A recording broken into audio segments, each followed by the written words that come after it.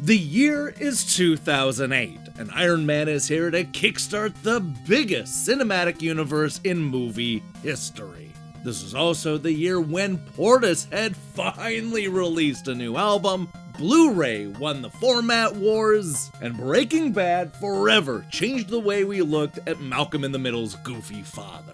But we're not here to cook sky blue in an old shot-up RV, because today we're going to be counting down Electronic Gaming Monthly's best reviewed games of 2008 and 2009.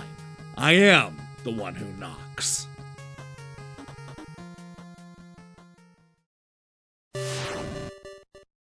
Alright, so before we dive into our look at the best reviewed games of 2008, we first need to talk a bit about the changes that were happening at EGM. As many of you already know, 2008 would end up being the final full year for the long-running magazine's initial run. It would end up publishing its final issue, number 236, in January 2009, with issue 237 completed and unfortunately left unreleased. Now, what ended up happening is Electronic Gaming Monthly's original creator, Steve Harris, ended up buying the magazine and the assets back from Ziff Davis, which led to him eventually rebooting it in 2010 as quarterly issues.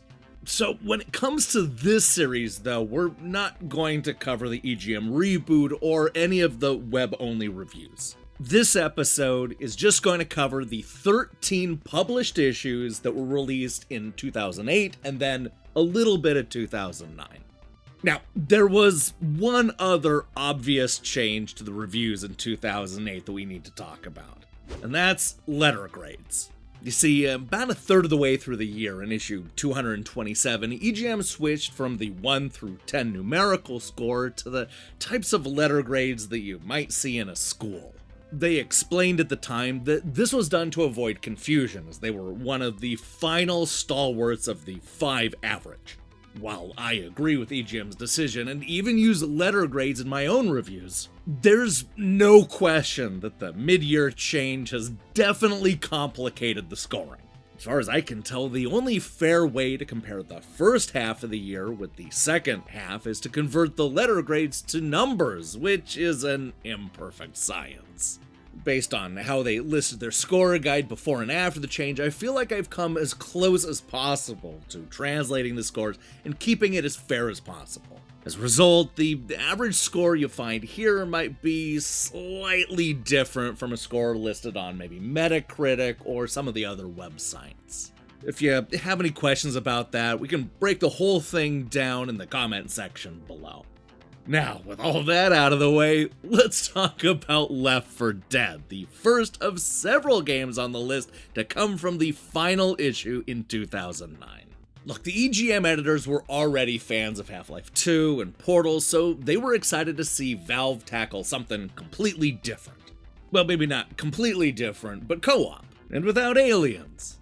David admitted that he had fallen in love with zombie fiction, and Left 4 Dead does it best. Like a great horror film, Left 4 Dead creates a sense of constant unease and occasional terror throughout the 4 campaigns that always left me guessing what was about to come around the next corner. Scooter loved the amazing co-op action and the surprisingly competent AI buddies, but criticized the occasional glitches, outdated visuals, and expensive price point. It was Sharky's A+ score that ultimately raised the average to a stellar 9.5 out of 10.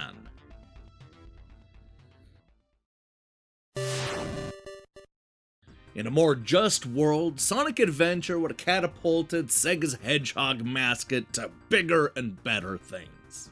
After being slow to break into the new 3D landscape, many thought that the Dreamcast launch title would be a turning point for the franchise, once again elevating Sonic to be on the same level as Super Mario.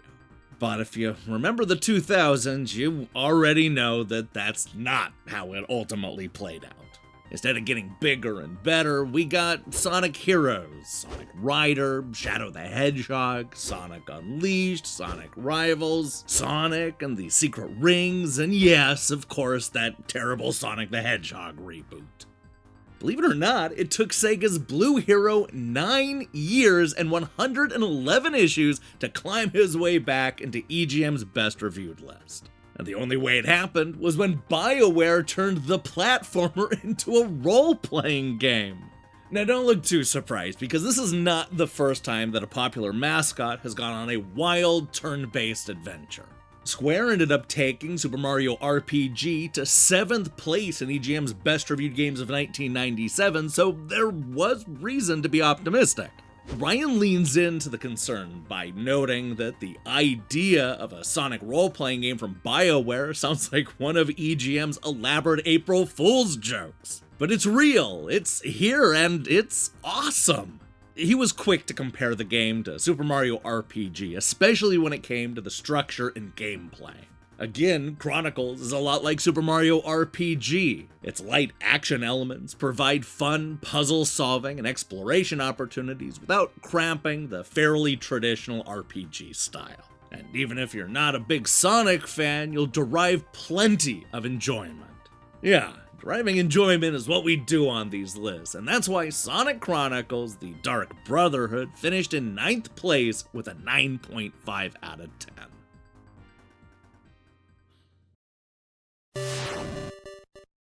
If you go back and read the early issues of Electronic Gaming Monthly, you'll find that they were quick to succumb to the allure of Hollywood. If you go all the way back to the earliest issues, you can see that the magazine was pining over actors and rock stars and athletes moving into the game space, almost as if it hoped to bring a certain level of acceptance and legitimacy from all of these established industries. By 2008, game critics had largely gotten beyond this way of thinking. But EGM was still more than a little starstruck when famed director Steven Spielberg shepherded in a quirky little puzzle game from Electronic Arts called Blox. Shane couldn't wait to talk about the man behind E.T. and Jaws and Close Encounters of the Third Kind.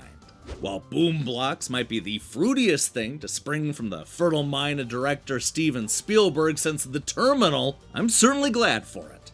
The vast single-player offering provides hours of addictive challenge, but Blox's multiplayer blockbusting handily steals the show. Nick agreed and expanded on what makes this game so revolutionary. Blox may not be the best Wii game, depending on your proclivities, but it's definitely the best use of the Wii yet. It's immensely accessible, wonderfully tactile, and stands as one of the best uses of gaming in a 3D space. Buy this game. Sure, the critics complain that it's not for the shaky-handed and probably could have used an online mode, but with a score of 9.5 out of 10, Blox deserves to be on this list of the best reviewed games of 2008.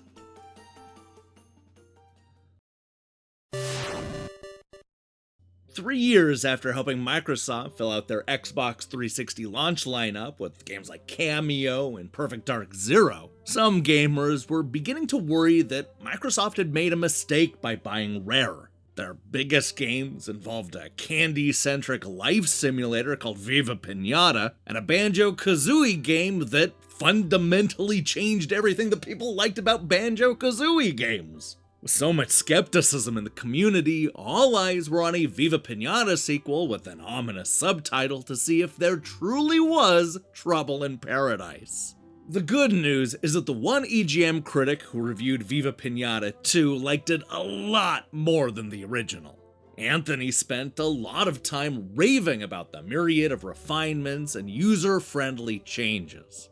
It's easy to appreciate the new interface additions, like the ability to more easily locate a specific pinata in your garden or quickly plant a certain seed. The handful of annoying and tedious action from the previous games were rethought and streamlined, making everything smoother and a lot more fun. Even the stuttering frame rate that would occur during the auto-saving is mostly gone, which really helps keep your focus on working your green thumb rather than noticing how your own thumbs hurt after playing the game for hours on end. He concluded that haters of the original won't be won over by the sequel, but everybody else will love the playful visuals and delightful creature designs. Yeah, there was still a lot of reason to be worried about Rare, but with a score of 9.5 out of 10, Viva Pinata: Trouble in Paradise successfully stamped down concerns for another year or two.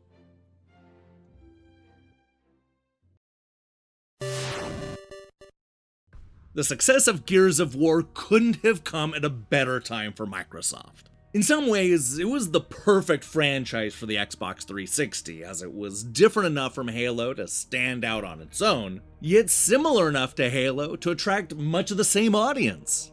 Microsoft no longer had to rely on Master Chief, as was demonstrated with this much improved sequel. Gears of War 2 not only lived up to the potential of the original, but exceeded it. It expanded on the world building, improved on the graphics, offered more diverse locations, and even had a better, twistier story. And if that wasn't enough, Epic finally managed to create an online multiplayer mode that was on par with the rest of the third and first-person shooters on the market. Now, Greg Ford admits that the game starts a little bit slow. He complained that a lot of the problems of the first game still appear in this sequel, and that there's a feeling of sameness early on. But it's when you start hacking into the meat of the Epic Expectations sequel that you appreciate what a more in-depth story, juiced up multiplayer, and new enemies, modes, and weapons can add to what still stands as one of this generation's best core gameplay systems. It's the problems from the first game that ended up annoying all of the editors. They wondered why the cover system still didn't work flawlessly and why the turret sections are so terrible. However, when it's working properly, they argued that it's a magical roller coaster ride unlike anything else available on any other system. With an average of 9.7 out of 10, Gears of War 2 was the best reviewed Xbox 360 exclusive in 2008.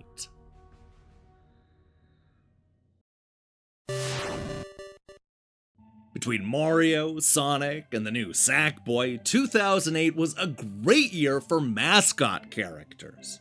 LittleBigPlanet may not have been the first adorable platformer on the PlayStation system, but what it lacked in originality, it more than made up for with ambition.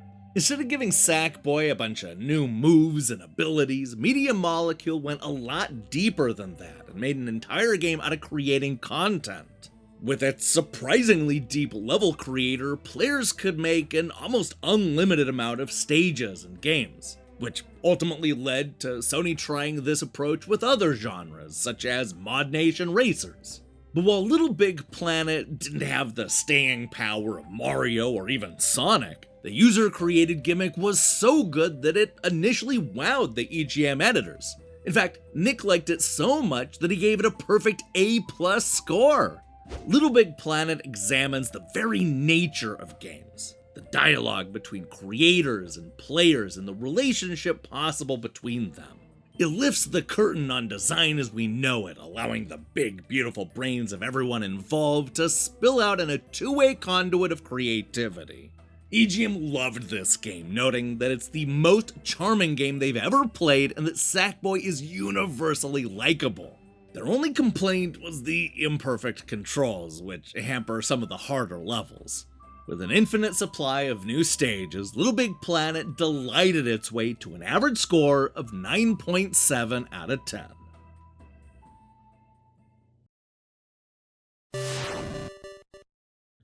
In our last issue, we talked about the final days of the PlayStation 2. Yeah, that was clearly premature, because here we have EGM reviewing Persona 4 in their final published issue. I know, it's hard to believe, but the PlayStation 2 version of Persona 4 was released in December of 2008. To put that in perspective, it would be a lot like releasing The Last of Us Part 3 exclusively on the PlayStation 4 at the tail end of 2023.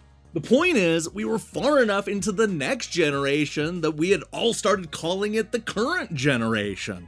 So the idea of releasing such a high-profile sequel so late into the cycle certainly confused a lot of people.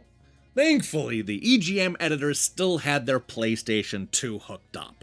All three editors couldn't stop raving about Persona 4's ambitious story and incredible dungeons. Fitch summed it up like this: if Persona 3's secret shadow-slaying society played out like Harry Potter in a Japanese high school, this adventure's more like Scooby-Doo, complete with a fuzzy anthropomorphic teddy bear sidekick.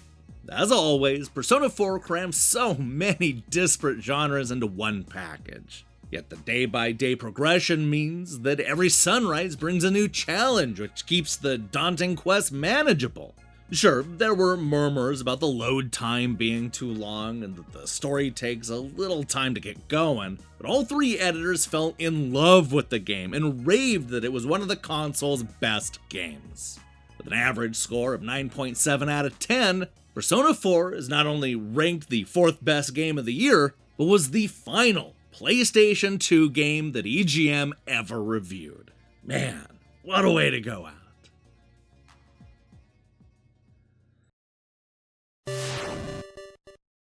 After releasing 4 different games between 2000 and 2004, gamers had to wait 4 long years before Rockstar Games finally learned how to count to Grand Theft Auto 4.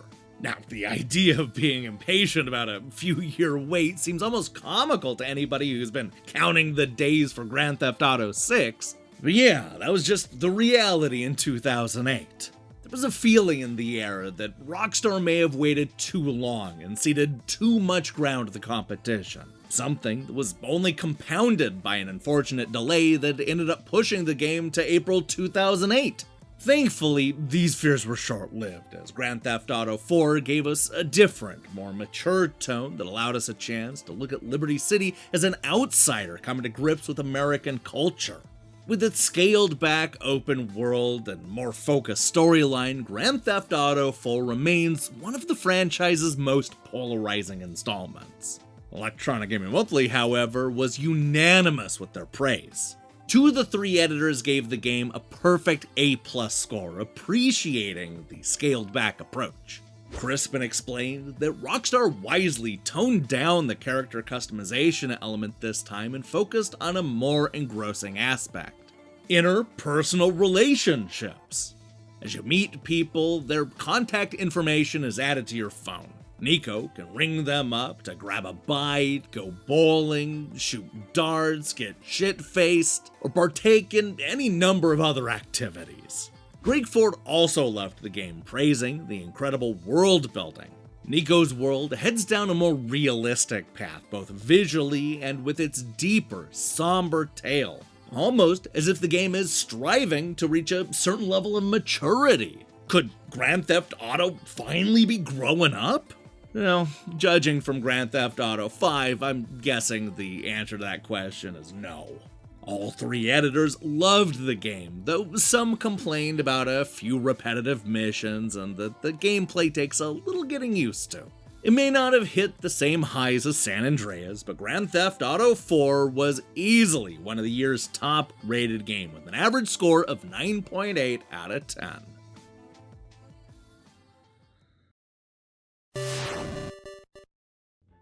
Although EGM hasn't always been there for the sports games and spin-offs, Super Mario has been one of the most reliable franchises on the best reviewed list.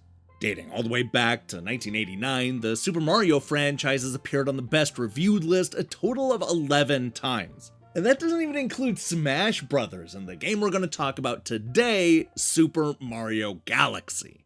You see, this was the first major Mario platformer on a home console since 2002 Super Mario Sunshine, which was also one of the more polarizing installments in the franchise.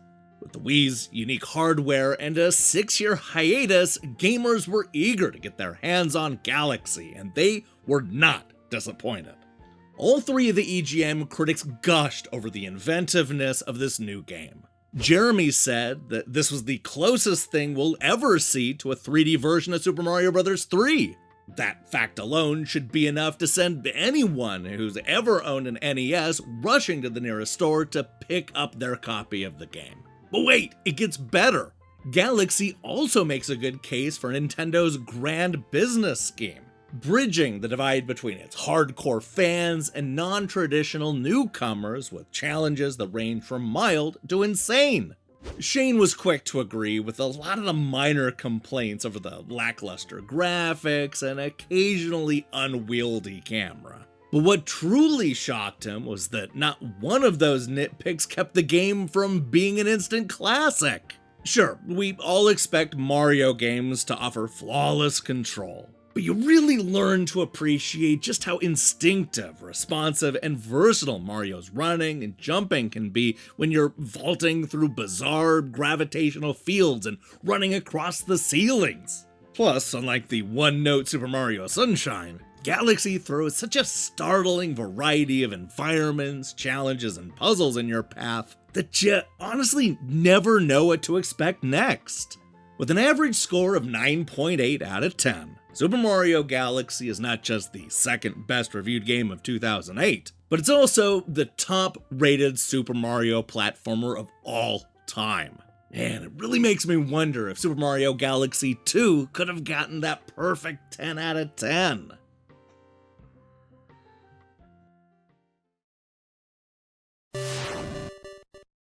After 40 episodes and 236 issues, we've come to Electronic Gaming Monthly's final perfect 10 out of 10 score. If you were to ask me to pick the perfect game to cap off the series finale, I would have wanted something nostalgic that represented what the magazine was in its heyday. That's an impossibly tall task for a publication that didn't even know it was about to go out of business. And yet, fate is once again on our side, because the best reviewed game of 2008 and 2009 was Super Street Fighter II Turbo HD Remix. Look, I think it's fair to say that in EGM's two-decade run, no other game has graced the magazine's cover more times than Street Fighter II. Boy, there was a stretch of time in the early 1990s when the Capcom seminal fighting game was prominently displayed on the cover 17 times in 23 months. That's 74%. They spent issue after issue publishing moves, giving away arcade machines, reporting on Japanese ports, and overhyping cheat codes. What's more, Street Fighter II was the subject of one of video gaming's most popular and, dare I say it, viral April Fool's jokes. It's arguably the reason why many media outlets continue to work so hard to outdo each other with fake news. Street Fighter II will forever be linked with Electronic Gaming Monthly in a way that no other game can be, which makes this final pick feel almost sentimental. Ryan jokes that some games stand the test of time. Street Fighter II drags time into a back alley and beats it senseless. 14 years on, Super Street Fighter II Turbo, the pinnacle of the Street Fighter II series and fighting games period, still gets serious play among genre geeks. That's a long time to dismantle a game and analyze its merits and flaws the way that only a community of frame-counting fanatics can. The review crew loved the new HD visuals, the smooth online multiplayer, the rebalanced gameplay, the additional moves, the redrawn endings, and even the remixed soundtrack. They concluded that it was the best version of one of the best video games of all time. It's the version that would keep the franchise relevant for another 14 years. And that is why Super Street Fighter II Turbo HD Remix tops our list as Electronic Gaming Monthly's best reviewed game of 2008 and 2009. Boy, if only Grand Theft Auto 4 and Mario Galaxy had defeated Shenlong, then maybe they would have stood a chance. Hey, thanks for watching this episode of Electronic Gaming Monthly's Best and Worst. If you liked what you saw here, then you should know that we're going to be posting new episodes leading up to New Year's. That means that there's only one episode left. Now, here's the question I have for you. What is your favorite game from 2008 and 2009? I mean, it probably makes more sense to talk about 2008, but hey, go crazy and pick a 2009 game as well. Or don't, the choice is yours. In other news, we're almost done with our 40-episode journey through Electronic Gaming Monthly's best and worst games. We've gone from 1989 to 2009, and the whole thing is almost over. Or is it? We'll talk more about that in 2021, but first, you need to check out EGM's worst reviewed games of 2008 and 2009, getting beamed right into your eyeballs a little bit later this week. If that sounds good to you, then I strongly recommend you click that subscribe button and support what we're doing here. Until then,